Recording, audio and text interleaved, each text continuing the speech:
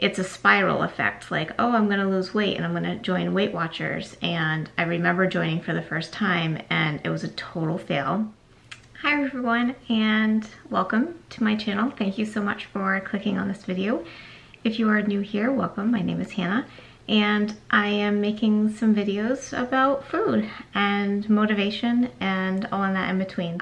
So there's kind of like two parts to this video. I'm not sure why you clicked on it. Maybe you are a subscriber, so hi there. And if you did click on it because I don't know, it came up in your feed. I'm going to talk about motivation and moderation in a sense of food specifically, but you can relate to this to many different parts of your life, like finances, for example. There is a children's book that kind of inspired me to start off this video with this concept. Am I gonna lose some of you here? Because this is a shame. You really probably should stick around and listen to this. This is a good personal therapy session for yourself. But anyways, I'm gonna read a little bit in here. Where it says discipline equals freedom and what goes along with that. So what the book basically is about in a nutshell is this Navy SEAL, Uncle Jake, comes home for the summer, and his nephew Mark is I think he's 10 in this book, and he wants to get better at swimming. He can't swim and pull-ups and things like that, and he doesn't think he's smart. So anyways, so Uncle Jake asks him about discipline equals freedom and what that means to him, and he says, quoting from the book here, "I don't worry about motivation because motivation comes and goes. It's just a feeling." This is from Uncle Jake. "Discipline gets you out of bed. Discipline gets you up on the pull-up bar. Discipline gets you to grind it out in jiu-jitsu class. If you do these things only when you are motivated to do them, you might do them only 50% of the time, sure. It's nice when motivation is there, but you can't count on motivation. You have to rely on personal discipline you develop. Discipline equals freedom." So that's from that book. And when I read this, I always think of myself, and it's a personal reflection, and it's quite nice because if you get some sort of reflection from that, thumbs up. A lot of us that are watching this video are not teens. This content is not meant for children. So I am assuming that you are old enough to recognize that you have choices that you make in your life every day, whether you choose to make that doctor's appointment or not, choose to get on the treadmill or not, choose to eat 6 cupcakes. Ooh, that's a little excessive, sorry. 6 cookies or 1. That's it. You make that choice if you want to go to therapy or not. So we all have it in us to get things done. And you hear all the time about these success stories of going back to weight loss specifically. Oh my gosh, how did that person do it? I'd never be able to do that. I never. And we have all the self-doubt. We all have the self-doubt, but we all have that perseverance deep down to get it done. So it's there. It's really there. We all struggle. We all have great days. We all have really cruddy days, and we all have stressors. All of us do. You and I both. Some of us that are watching have a lot of stuff going on, and some of us have not so much going on, but it affects us all in a different way. And that's life. People are different and we respond to things differently. When I lost someone really close in my life, I thought, oh my gosh, I'm gonna go off of my diet and my healthy eating because of what's happening. And because it was an unexpected loss. So I didn't gain weight. And I think a lot of that was because of just the depressing factor of losing someone close. But over the course of, I think I figured this out, I gained 5 pounds in over the course of August, September, September, October, November, December, 4 months. And then I got pregnant. So there you go. So we all have stuff. We all have stuff.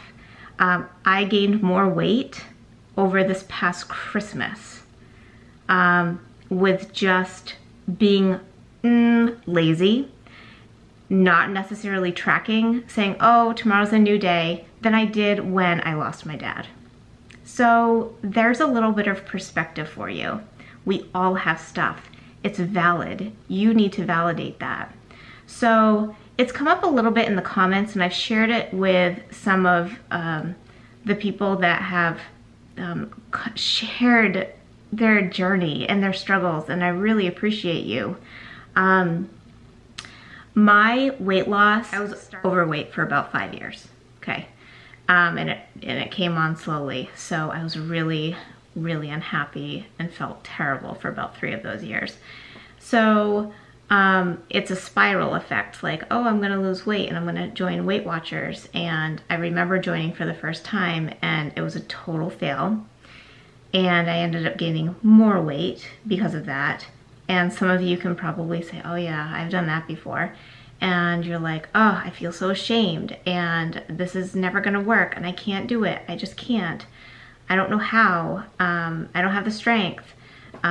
And then you start over again and it got really, I never thought I was going to actually lose the weight. My weight loss started in March of, I think, 2011, okay?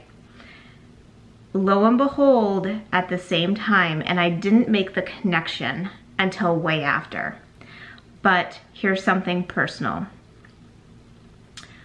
I was struggling with what I thought was anxiety. I was the frog in the pot, pretty much at the boiling point. So I put myself in therapy. It worked out. I did a pretty intensive program with my therapist because it was during summer and I'm a teacher. As some of you know, if you don't know, hi, I'm a teacher. But so I went through what's called cognitive behavior therapy. And in that process, I found out a lot about myself, and it's really hard work. Therapy is hard work, and you have to put that work in. And I definitely dragged my feet through the sand when my therapist asked me to do some of these exercises on my own. But come to find out, I had PTSD, post-traumatic stress disorder. A lot of you know what that is. And what came from that was I was feeling these anxiety symptoms from that. And anxiety is, you know, under the umbrella of anxiety is PTSD. But anyways, let's not get too far into that conversation. But what was happening at the same time was when I was getting help figuring out my stuff, I was successful in losing weight. And adding in specifically, when I was in therapy, going through all of my stuff, and writing things down and taking inventory of things that were going on in my life that I couldn't control, and learning how to control them, it just so happened to tie in nicely as to, you know, why I was eating and all of those struggles. And I found that there was a strong connection with my emotions and what I was not able to control. And I was like self-medicating with food. Anyone else been there? So anyways, yeah, that's what discipline equals freedom. If you want to wear that bathing suit this summer and you're not feeling the confidence, well, that discipline that you have with what I'm speaking to myself too right now, because